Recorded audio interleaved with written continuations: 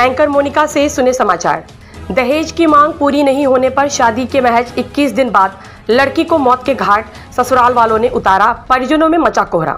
संवाददाता मोहम्मद हिजबुल्लाह की रिपोर्ट। बोखड़ा प्रखंड क्षेत्र के सिंघाचौरी पंचायत के वार्ड 8 थरवट गांव से एक बेहद दर्दनाक खबर सामने आई है, जिसमें शादी के महज 21 दिन बाद लड़की को दहेज की मांग पूरी नहीं होने पर मौत के घाट उतार दिया।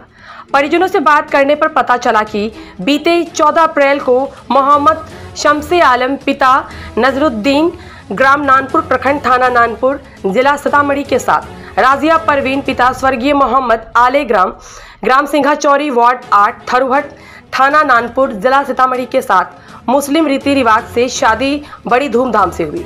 सब लोग खुश थे। बीते 2 दिनों से लड़का लड़की पर दहेज में लाखों रुपए मांगने की बात कर रहा था, जिसकी सूचना लड़की अपने भाई को फोन के माध्यम से दी, जिस पर भाई के द्वारा समय मांगा गया, क्योंकि लड़की के पास न तो पिता है और न ही माता, जिस कारण भाइयों को ही सब पूरा करना था। लेकिन लड़का पक्ष की ओर से कोई मोहलत नहीं दिया गया। रविवार की संध्या लड़की के साथ मारपीट कर जहर दे दिया गया, जिससे लड़की की हालत बिगड़ने लगी। बिगड़ती हालत को देखते हुए हॉस्पिटल ले जाया गया, जहां इलाज के दौरान लड़की की मौत हो गई। मौत के बाद पोस्टमार्टम कर लाश परिजनों को सौंप दिया गया। खबर संकलन करने तक मौत की वजह का पता नहीं चल सका था। पोस्टमार्टम रिपोर्ट का इंतजार जारी था। परिजनों का आरोप है कि लड़की को जहर देकर मारा गया है।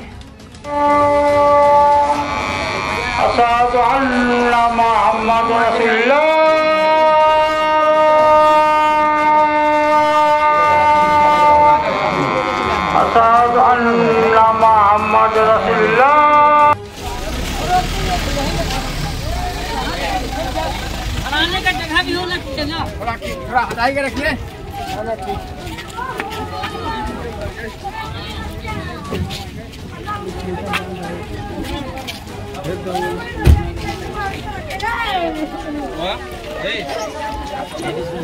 इंसानियत को झंझोर देने वाली घटना है। एक तरफ सरकार बेटी बचाओ बेटी पढ़ाओ और यहाँ बेटी की हत्या की जा रही है, इस पर क्या कहेंगे? सबसे पहले मैं ये कहना चाहूँगा कि बेटी के जो रूप होते हैं वो अनेकों रूप होते हैं। एक बहन का रूप होता है, एक माँ का रूप होता है, और एक जो है समझ लीजिए बेटी का रूप और एक दादी का रूप होता है। तो ये रजिया परवीन की हत्या नहीं बल्कि इंसानियत का कत्ल किया है, और ये सोची समझी साजिश है, और साजिश के तहत उस बच्ची की जो है हत्या कर दी जाती है। और जिस तरीके से परिजनों ने मुझे बताया कि 4 घंटे तक मुसलसल उसको जो है इन्फॉर्मेशन नहीं था कि कहाँ पर ट्रीटमेंट हो रहा है। अगर सही समय पर उसके परिवार अगर इसको हॉस्पिटल पहुँचा देते और सही समय पर अगर इसका ट्रीटमेंट हो सकता था तो इनकी जान बच सकती थी।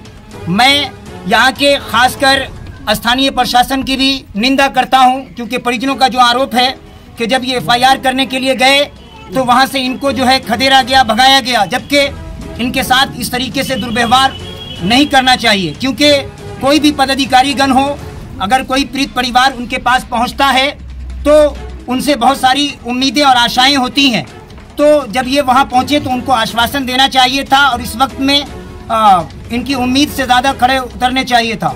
तो मैं पीड़ित परिवार के साथ खड़ा हूँ और इस दुख की घड़ी में, इस गम में बराबर का शरीक हूँ। और मैं आपकी मीडिया के माध्यम से कहना चाहता हूँ, खासकर अपने SP साहब को, DSP साहब को, कि जिन लोग जो भी दोषी हैं उनको कठोर से कठोर जो है सज़ा मिलनी चाहिए, और उनको जो है फांसी की सज़ा मिलनी चाहिए।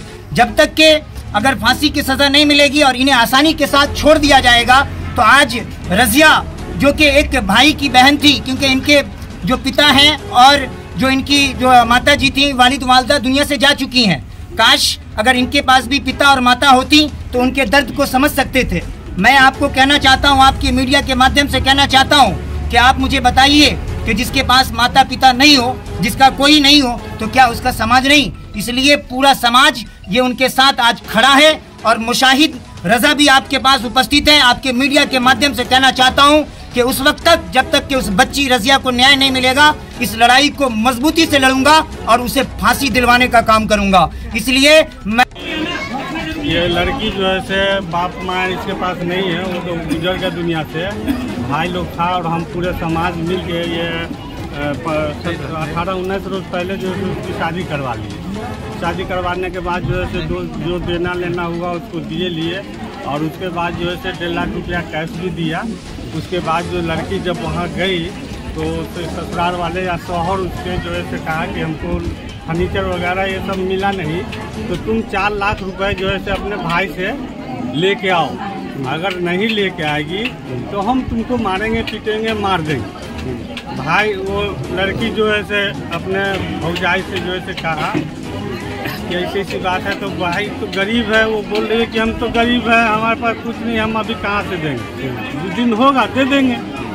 तो ये घटना जो है हो गया कि अब वो तो दिया नहीं पैसा, अब वो लोग सोचा कि जो है हमको देगा नहीं, और नहीं देगा तो इस बीच में जो है वो घटना कर लिया। मतलब कल जो है उस लड़की को लोगों के कहने के मुताबिक उसको मार पीट भी बहुत लगा जी, मार पीट के ही फिर पॉइजन खिलाया।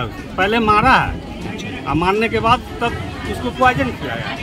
पॉइजन खिला के उसको जो है ले गया पुपरी हॉस्पिटल में ले गया। वहाँ जाने के बाद क्या हुआ नहीं हुआ, उसके बाद यहाँ से हम लोग को मालूम हुआ 2 आदमी को भेजे जो गांव के मेंबर हैं, उनको भेजे। वहाँ जाने के बाद जो है उसके साथ धक्का धुक्की भी किया, भगा दिया, नहीं देखने को दिया।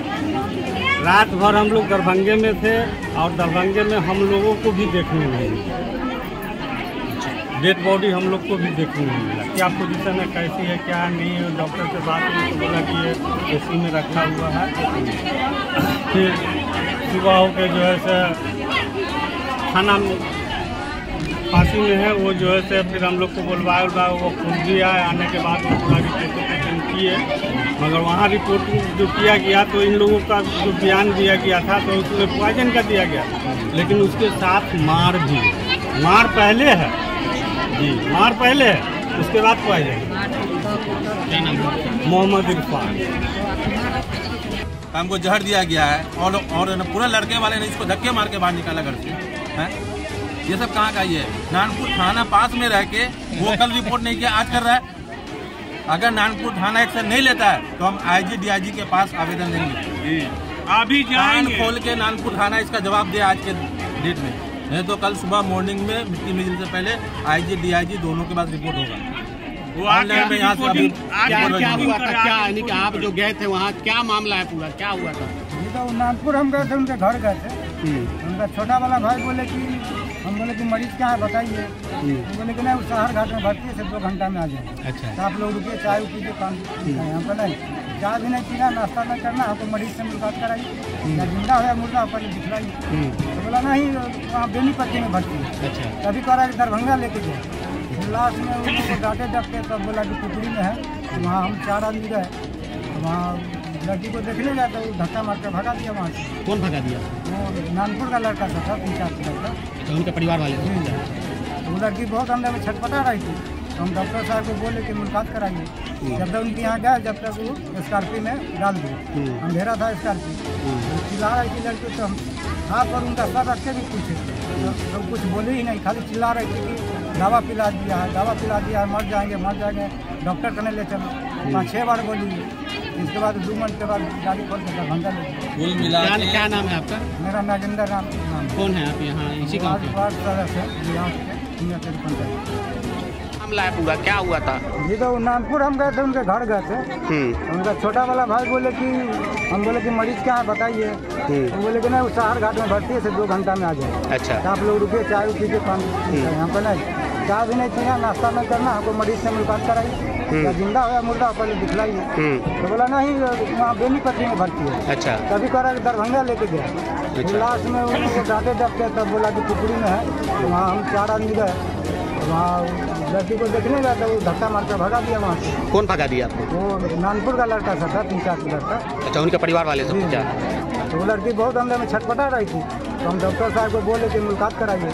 जब तक उनके यहाँ गए, जब तक वो स्कॉर्पियो में डाल दिए, अंधेरा था स्कॉर्पियो, तो चिल्ला रही थी लड़की। तो हम हाथ पर उनका सर रख के भी पूछे तो कुछ बोले ही नहीं, खाली चिल्ला रही थी कि दवा पिला दिया है, मर जाएंगे, डॉक्टर करने ले चलो। 5-6 बार बोली। इसके बाद 2 मिनट के बाद गाड़ी खोल के दरभंगा ले गए। कुल मिला क्या नाम है आपका? मेरा नागेंद्र नाम। कौन है आप यहाँ इसी गाँव के? वार्ड सदस्य है, बिहार के पंचायत के।